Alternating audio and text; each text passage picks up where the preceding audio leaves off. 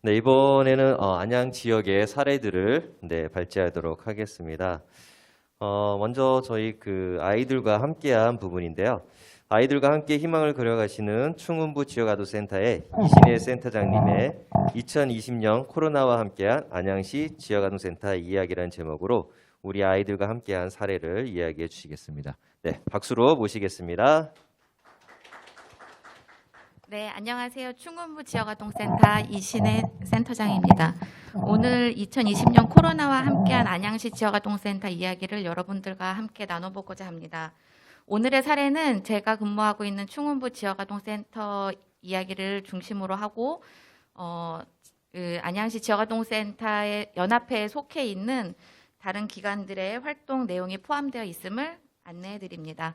안양에는 21개의 지역아동센터가 있습니다. 그 중에 56명의 사회복지사들과 800여 명의 지역아동센터 아동들이 있는데 2월부터 10월까지 휴원과 운영 재개를 반복하면서 모든 활동들이 사실적으로는 중단이 됐었습니다. 그럼에도 불구하고 지역아동센터들이 다양한 분야에서 다양한 방법으로 시도했던 것들을 여러분들과 함께 나눠보고자 합니다. 지금은 10월 중순을 기점으로 운영 재개를 했습니다. 그래서 지역아동센터의 현재 모습은 매일 2회 발열 체크를 하고 있고 소독도 2회 하고 있습니다. 지역아동센터는 단시간 이용 시설이 아니고 학교 후에 학교 갔다 이제 돌아오면 센터에서 학습도 하고 프로그램도 하고 간식과 저녁 식사까지 하고 돌아가고 있습니다. 근데 지금 현재는 초등학생들이 매일 학교를 가는 게 아니고 1, 2학년은 많으면 4회, 5회, 5, 6학년 같은 경우는 2, 3회 학교를 등교를 하고 있습니다. 그럼 학교를 가지 않는 날은 오전에 센터를 등원하여서 학교에서 해야 되는 온라인 학습을 센터 선생님들의 지도하에 같이 하고 점심 이후로 일상생활을 실천하고 있습니다. 그러면 센터에서 지금 프로그램 진행을 할 때도 대부분의 센터들이 가림막을 설치를 했어요. 가림막을 설치를 했음에도 불구하고 거리 두기를 하면서 마스크 사용하고 야외에서 놀이터에서나 밖에서 놀 때도 아동들이 마스크를 착용하고 생활 방역에 준수하여서 센터 이용을 하고 있습니다. 지역아동센터는 5대 영역에 맞춰서 보호, 교육, 정서, 문화체험, 지역 연계의 프로그램을 하고 있습니다. 그러나 연일 계속되는 휴원으로 긴급 돌봄 아동에게만 기본적인 서비스를 제공하면서 그에 따른 집에 있는 친구들의 돌봄 공백이 늘어남에 따라서 그 아동들에게 마음과 건강 학습 분야에 있어서 과연 어떤 방법으로 소통을 해야 될 것인가 고민을 하던 중에 프로그램을 진행하게 되었고요. 그 프로그램이 진행의 의미보다는 아이들의 안부를 묻고 소통하는 데 큰 의미를 뒀습니다. 비대면 프로그램을 여러 가지를 진행을 했는데 그 대부분의 진행 방법은 이제 아동 단톡방을 만들어서 그 단톡방에 일주일에 한 번씩 미션을 제공을 하고 그 미션 수행을 아동들이 사진이나 여러 가지 방법으로 다시 제출을 하면 그거에 대한 강화물을 제공하는 방법으로 진행을 했습니다.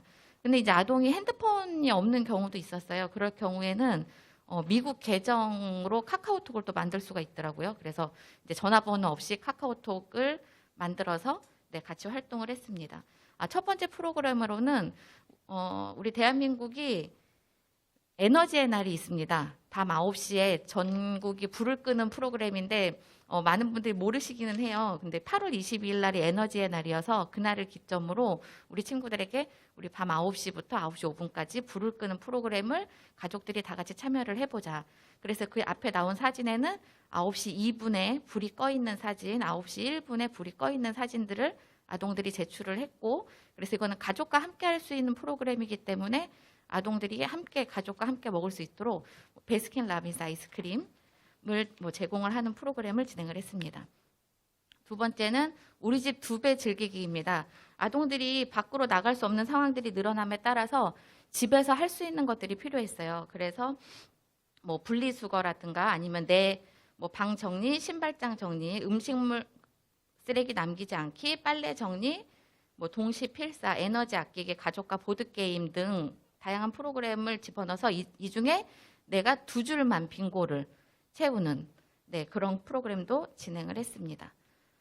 세 번째는 이제 스티커 컬러링 북인데 이것들을 그냥 센터 선생님들이 진행을 하다 보니까 어려움이 있더라고요. 왜냐하면 기존에 긴급 돌본 친구들도 센터에 매일 오고 그러면 그 아이들에게도 정상적인 그 센터 생활을 계속 하면서 또 비대면 프로그램은 또 나름대로 또 준비를 해야 되니까 어려운 점이 있어서 대학생 봉사자를 모집을 했습니다. 그래서 봉사자와 함께 프로그램을 기획하고 대학생 봉사자가 키트 활용 방법을 영상 제작했습니다. 아까 앞서 발표하셨던 김근태 대표님께서도 요즘은 영상 시대다 그렇게 말씀하셨는데, 그래서 저희도 영상을 이제 매 회기마다 봉사자가 찍어서 이제 아동 카톡방에 올려주는 형식으로 했는데, 제가 짧은 영상 하나 준비했거든요. 이제 중간에 잘라서 오긴 했는데, 네, 잠깐 보도록 하겠습니다. 안녕하세요. 추문부 지역아동센터 여러분. 오늘은 스티커 컬러링 북을 만들어보는 시간을 가질 거예요. 모두 네. 이렇게 제가 이제 중간에 자른 거예요. 그래서 뒤에서 우리 친구들이 어떻게 활동을 하고 어떤 방식으로 제출을 해야 되는지 그런 영상들을 매 회기마다 작성을 했습니다. 네, 같은 방식으로 아이클레이 비누 만들기 활동도 했고요.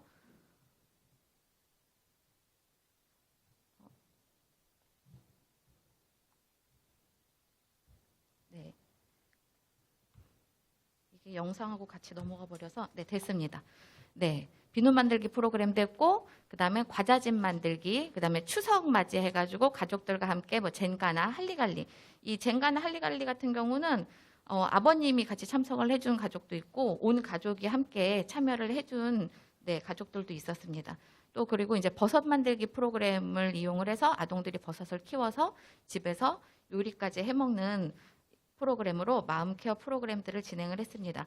중간중간에 깜짝 퀴즈도 진행을 했어요. 그래서 지금 우리가 마스크를 많이 쓰고 있는데 이 마스크들이 그냥 우리가 버림으로 인해서 조류의 발에 묶여서 네, 날아가지 못하는 상황들이 많이 있더라고요. 그래서 우리 친구들에게 과연 마스크는 어떻게 버려야 되는지, 그 다음에 뭐 초성 퀴즈, 숨은 그림 찾기, 한글날 맞이 맞춤법 퀴즈 같은 이렇게 간단하게 금방 참여할 수 있는 것들로 아이들하고 좀 소통하는 일들을 했습니다.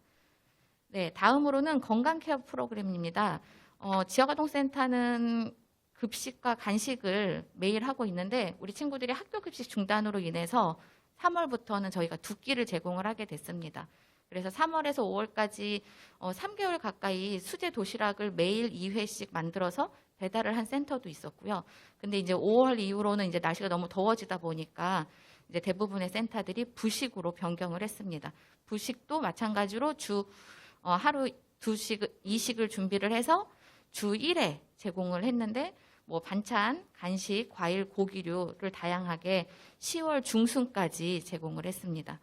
건강케어 프로그램으로 체력왕 프로그램도 했어요. 아동들이 집에서만 누워있지 않고 활동을 할 수 있도록 준비를 했고, 또 교육 프로그램으로는 미니어처 만들기, 그 다음에 수건예술, 진로체험. 여기서부터는 이제 쌍방향 줌을 이용을 했습니다.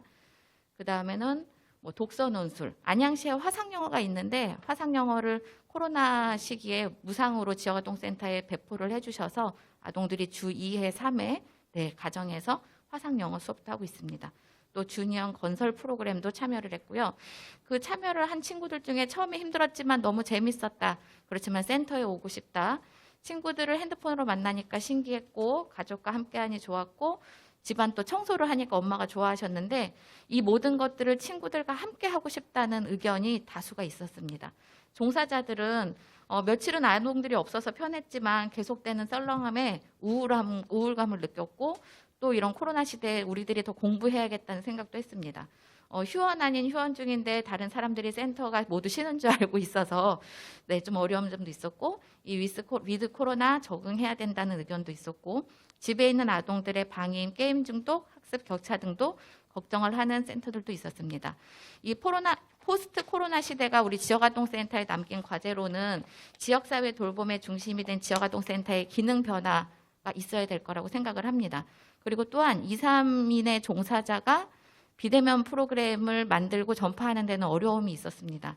세 번째는 재난 상황 시에 예산의 유용성과 추가 지원금, 긴급 돌봄 매뉴얼 등을 다방면적으로 국가적 지원이 필요하다는 것을 느꼈습니다. 이 돌봄은 사람의 관심을 가지고 돌아보는 것입니다. 이 비대면 프로그램으로 기본적인 소통과 안부를 묻기는 했지만 감정을 전달하고 관계를 쌓기에는 어려움이 있었습니다. 코로나 단계가 격상하고 학교를 가지 못하더라도 사회복지시설들은 체계적인 방역과 즉각적인 대처로 소통 가능한 지속적인 돌봄이 이루어져야 한다고 생각합니다. 어쩔 수 없는 위드 코로나 시대에 아동과 사회복지사가 중심이 되고 아동 인권 기반의 돌봄 정책을 다시 정비해보는 기회가 되길 바라며 사례 발표를 마치겠습니다. 감사합니다. 네, 감사합니다. 아이들을 사랑하는 선생님들의 마음을 느낄 수 있었던 시간이었던 것 같습니다.